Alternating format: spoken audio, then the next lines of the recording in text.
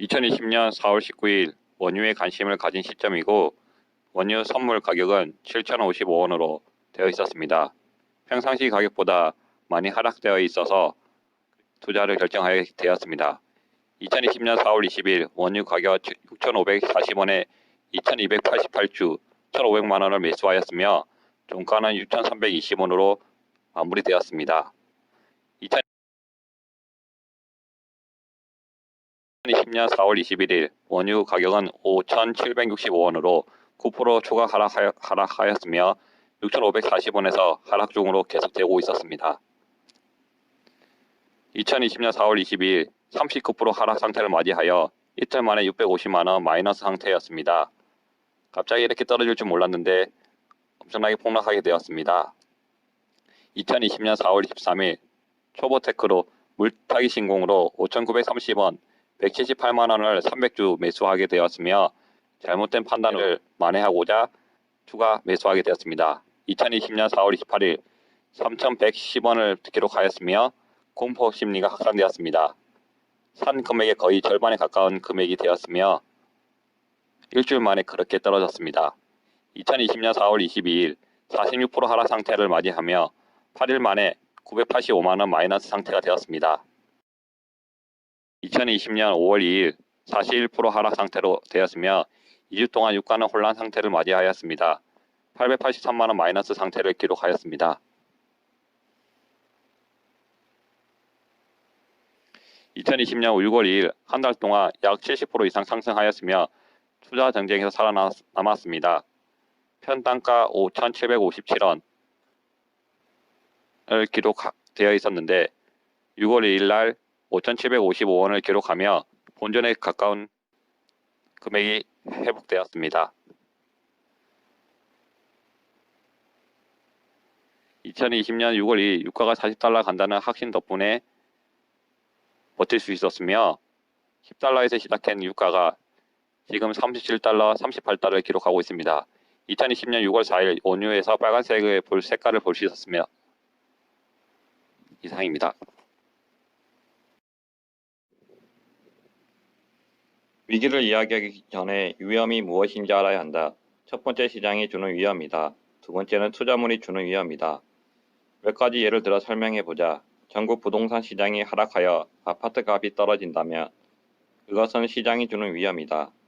부실 공사를 한 사실이 밝혀져 아무도 아파트를 구매하지 않아 아파트 값이 떨어졌다면 이것은 투자물이 주는 위험이다. 경기가 하락하여 외식하는 사람이 줄어들어 가게의 매출이 떨어지면 이것은 시장이 주는 위험이며 가게 종업원이 불친절하다는 평가를 받아 매출이 떨어지면 투자물이 주는 위험이다. 외부적인 요인으로 발생하는 위험이 시장이 주는 위험이고 내가 가지고 있는 혹은 내가 투자하고 있는 투자물 자체에 발생하는 위험이 바로 투자물이 주는 위험이다. 투자에서 위험은 반드시 따라오는데 당신은 어떤 위험을 감수하고 어떤 위험을 피해야 할까? 시장이 주는 위험을 감수하고 투자물이 주는 위험을 피해야 한다. 시장이 주는 위험으로 투자물의 가격이 하락하면 다시 회복할 수는 있지만 투자물 자체가 주는 위험으로 투자물 가격이 하락하면 회복할 수 없기 때문이다. 생각해보자. 가치가 100인 투자물이 시장의 하락으로 70까지 내려갔다면 그 투자물의 가치는 다시 100으로 올라올 수 있다. 그러나 투자물 자체의 문제로 가치가 70으로 확정된다면 그 투자물의 가치는 70이지 100이 아니다. 위기가 곧 기회라고 어설프게 뛰어들었다가 큰 손실을 보는 경우는 대부분 위기를 만드는 위험에 대한 분석이 제대로 이루어지지 않아서다.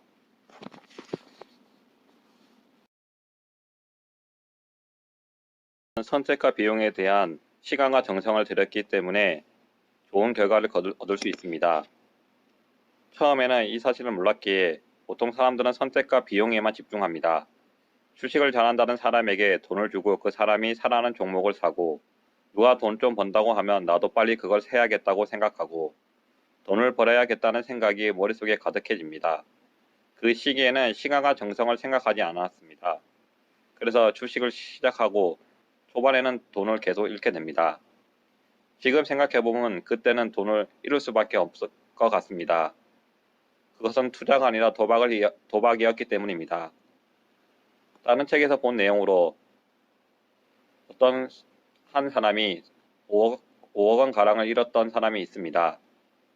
어떻게 그렇게 큰 돈을 잃었나고 얘기를 해보면 주변에서 주식시장이 좋다고 해서 친구들도 모두 주식을 하니 자기도 덩달아 은행에서 계좌를 개설했다고 합니다. 처음에는 3천만 원 정도로 시작했다고 하네요. 그러나 어느 날 증권사 직원들의 추천을 받아 한 종목을 실적이 좋은 주식을 사게 되고 뉴스를 보고 그 누구보다 빠르게 진입했다고 생각했고 그래서 1,000만원을 나눠서 3번을 사게 되었다고 합니다. 한 달이 되었을 때 마이너스 10%가 되었고 그래서 1,000만원을 더 넣었고 2달 뒤에 지나니 수익으로 바뀌기 시작하여 다시 1,000만원을 더 샀다고 합니다. 4개월 보유했더니 70% 정도의 수익이 나왔다고 하군요.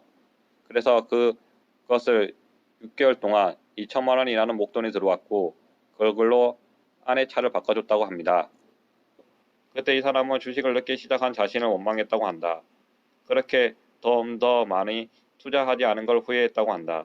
만약 내가 1억 원어치를 샀더라면 7천만 원 정도는 벌었을 텐데 라는 생각에 팔고 나서 일주일간은 후회했다고 한다.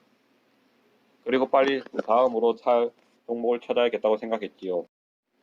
처음에 수익을 내고도 후회했던 그 이야기에 그는 3천만 원에 7천만 원을 더해 1억 원어치를 샀고 그 이후 마이너스 10%가 되자 적금을 해약하고 1억 원어치를 더 샀고 그 이후 마이너스 20%가 되자 담보대출을 받아 1억 원어치를 더 샀고 그 이후 30%가 되자 증권사에서 돈을 빌려 신용으로 2억 원어치를 더 샀다고 했다. 총 6억 원을 매수했던 그 종목 가격은 지금 9만 원대다.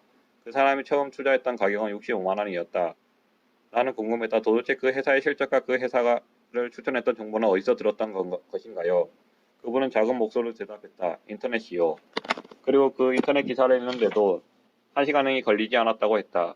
1시간의 가치가 과연 6억 원 가치가 어울릴까? 6억 원을 투자해야 하면서 1시간 노력이 있었다면 그것은 투자일까 도박일까? 여기서 깨달은 사실은 다음과 같다. 투자하는 금액은 당신의 쓴 시간과 정성을 맞춰야 한다. 예를 들어 아르바이트를 큰 기술이나 전문적인 경험과 지식 없이도 할 수 있다. 주식 투자에 대한 경험이 크게 없었던 그분의 실력에 비추어 보아 1시간 고민하여 투자를 결심했다면 투자 금액은 최저 시급인 8,350원이 되어야 한다. 8,350원 이하의 비주식을 샀으면 투자, 그 이상을 샀으면 도박인 것이다. 내가 가장 싫어하는 투자 결과는 아래와 같다. 돈이 돈을 벌어들인다. 절대 그렇지 않다. 당신이 쏟은 노력보다 높은 수익이 나온다면 당신은 반드시 돈의 노예가 된다.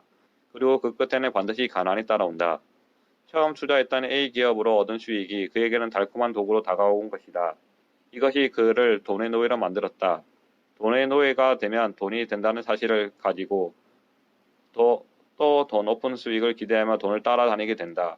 이렇게 되면 돈에 대하는 그릇이 커지는 것이 아니라 굴리는 자금만 커지고 결국 그간 올린 높은 수익보다 더 큰 절망과 손실이 반드시 찾아온다. 언젠가 당신에게도 이러한 수익이 운명처럼 다가올 수 있다. 최근에는 암호화폐에서 많은 사람에게 운명처럼 다가와 수익을 안겨주었지만 잠깐의 꿈같은 수익을 맛봤던 사람들은 곧 크게 좌절하였고 대부분 최악을 맞이했다. 그런 달콤함에 취하지 말아야 한다. 그것은 독이 든 선배이므로 스스로 약속해야 한다. 반드시 돈이 나의 노력보다 더 높은 위치에 올라서지 못하게 만들고 많은 돈을 벌고 싶다면 그에 합당한 노력을 할 것을.